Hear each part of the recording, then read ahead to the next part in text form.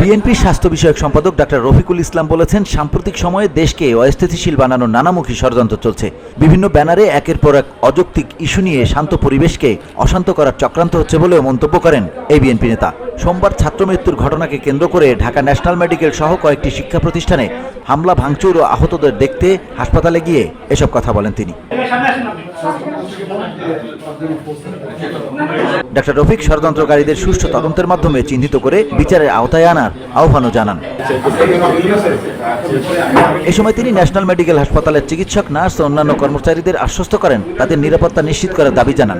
Dengue shock সিন্ড্রোমে আক্রান্ত হয়ে মৃত্যুবরণ করা শিক্ষার্থী অভিজিতের মৃত্যু ও পরবর্তী ঘটনা নিয়ে তদন্তের জন্য হাসপাতাল কর্তৃপক্ষ ও রোগীর স্বজনদের সমন্বয়ে যে তদন্ত কমিটি গঠিত হয়েছে তাদের সুষ্ঠু ও নিরপেক্ষ তদন্ত দ্রুততার সাথে শেষ করার তাগিদ দেন তিনি।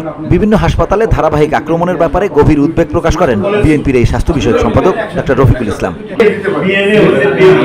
VOD Bangla news desk.